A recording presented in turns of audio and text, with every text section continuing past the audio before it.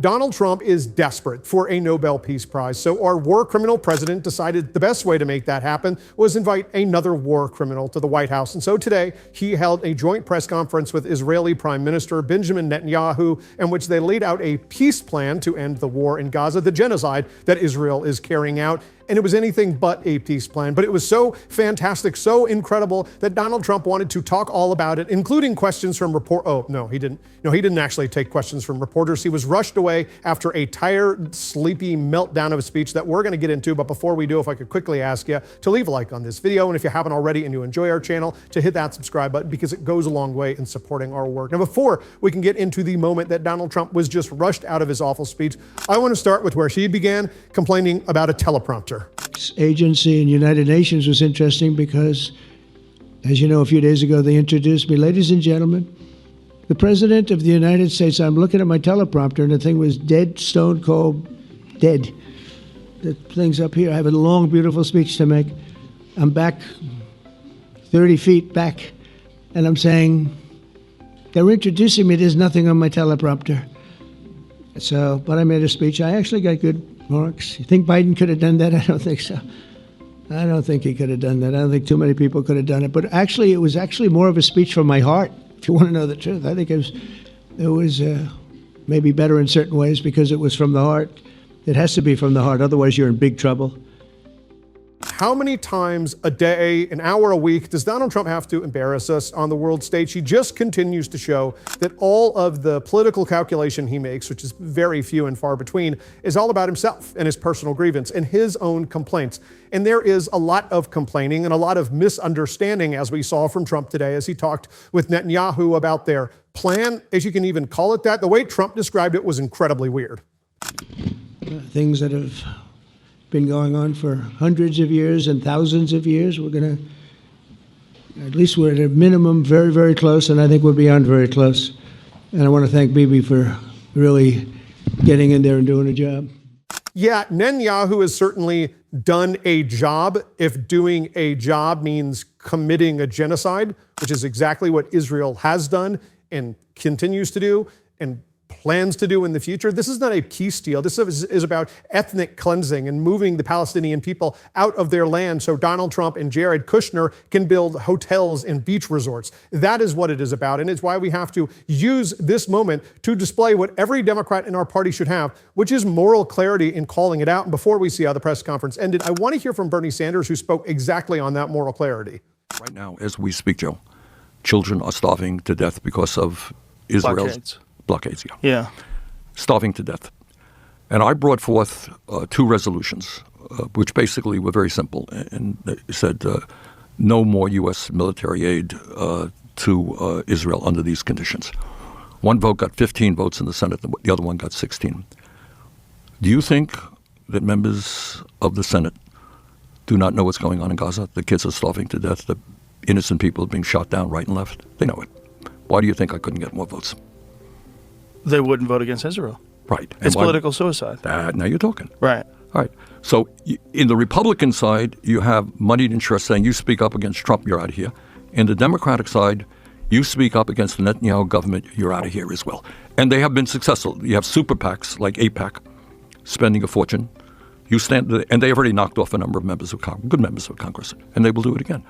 So all I'm saying is you got a corrupt campaign finance system on both sides, which is rejecting the will of the American people and end up supporting powerful special interests. And if we do not get a handle on that issue, I worry very much about the future of American democracy. AIPAC is a foreign lobby for a fascist regime that should not be giving money to Democrats. Full stop.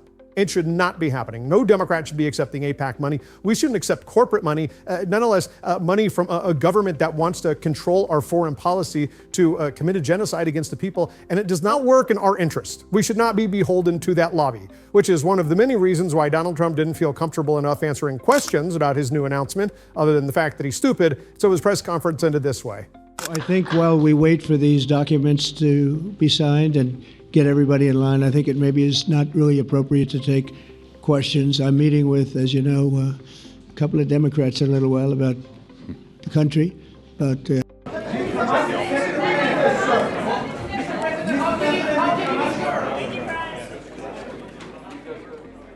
Yes. When you feel really great about an announcement, when a plan is going so well, when you're just so excited to talk about your agenda, you wrap up early and you say, sorry guys, they're gonna make me get out of here. Sorry, my staff is telling me we have to leave. We gotta rush out. I don't wanna take questions from reporters. What would those questions even look like? Does Donald Trump know how to answer a question about Middle East politics besides going, I think I've ended so many wars, it's up to, quite frankly, it's up to 11 wars now, and we love war or ending it. I don't know. What do you want me to say? And like that's pretty much it. And then Trump, talks about how much gold he's going to put in his new Trump, I don't know what statue he says he wants in the Holy Land. A ton of respect there. Donald Trump wanting to build a statue of himself. I don't know how we could get any closer to him being the Antichrist than that, but there you go, Donald. This is what it's about. It is always about what? You know the word and you're typing it in the comments, the grift. Nailed it. That is what it is. Donald Trump has found another opportunity to grift, and it's doing so off the back of a genocide. That is what is happening. And really, truly, if a Democrat is unable to say that, I don't think that you are a Democrat. I don't think that you should be a part of our party. If you're not at least willing to condemn the actions of the Netanyahu regime, of this murderous government, I just don't think that you have the moral clarity to stand up to anyone. Because if you can't stand up to AIPAC, if you can't stand up to these interests, will you stand up for us when it comes to fighting for affordability? Will you stand up to Donald Trump? All we see out of our party that has the brand so in the shitter right now is weakness. Someone like Bernie Sanders isn't weak. Someone like AOC isn't weak. Someone like Jasmine Crockett isn't weak. That's why these people are popular. But when Chuck Schumer is saying that he's banking on Republicans to be responsible to get us out of this looming government shutdown and actually fund healthcare for people in America and not to allow Donald Trump to walk all over them, I don't really see that as a sign of strength. Why are we believing anything that Republicans are telling us? Why are we trusting in them? We should be doing the opposite. We should be hitting harder. We should be pointing out their lies. The banking on Republicans has never worked for us. It's not going to now, especially in a moment of a literal crisis in this government. So it's time for us to stop being so chicken shit. It's time for us to stop being really Trump's bitch, if you look at Chuck Schumer. I know he's going to write a strongly worded letter after this video goes out, but seriously, man, step up, have some chutzpah, have some cojones, and do something. Let the government shut down. What, you're afraid that Donald Trump's going to fire people more than he has already? I share that same concern. But Donald Trump has made it pretty clear that he will do whatever he wants, whenever he wants, so do not bend to him.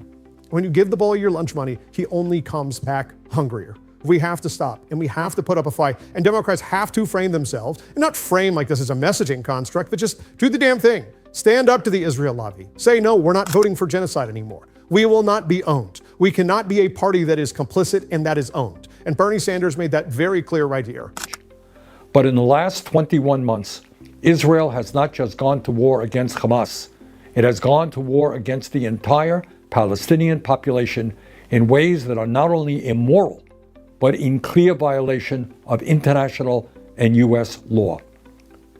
In a territory of just over 2 million inhabitants, 60,000 people in Gaza have been killed and over 140,000 wounded since the beginning of this war.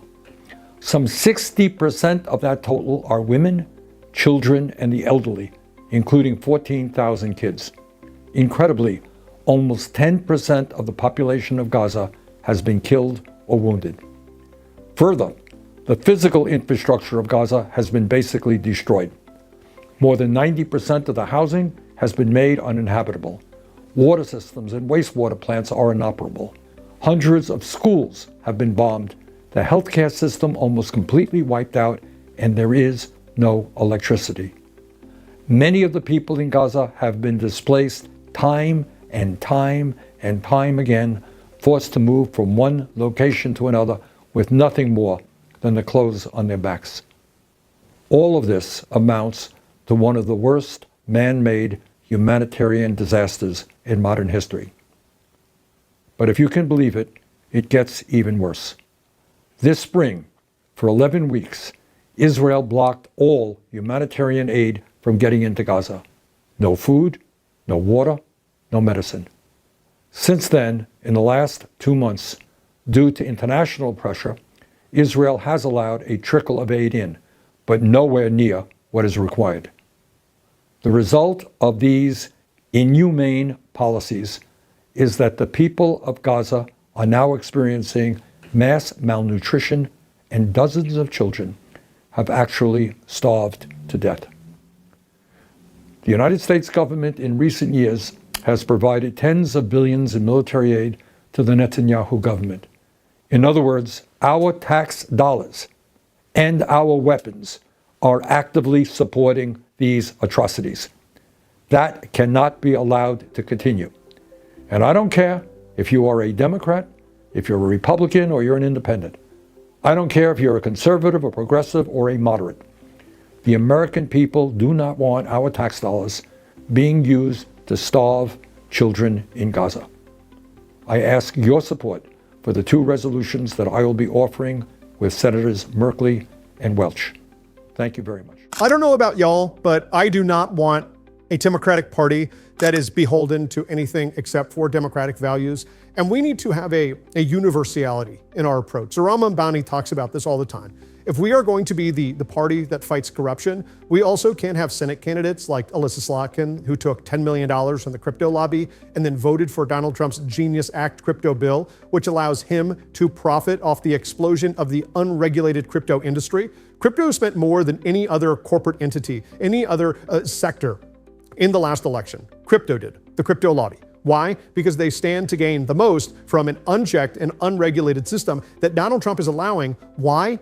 Well, one, because he's bought off, and two, because it's good for his grift. So if we want to be anti-corruption, that has to be universal. It has to be in fighting back against big tech. It has to be in fighting back against censorship. It has to be in fighting back against the crypto lobby. All of those things. It has to be a universal approach. We are going to be talking about that on this show. If you want to support that, as always, you can hit that subscribe button, leave a like on this video. If you stuck around to the end, drop a blue heart in the comments. Please, if you want to support the show in another way, it's a great way to support the show. Please go and click right here or down below to subscribe to my Substack. We're having a lot of fun over there. It's a good time. Sometimes we make jokes at Carolyn Levitt's expense like we do on this show, so go check it out. But keep on fighting. Don't let them silence you. And until next time, I'll see you soon.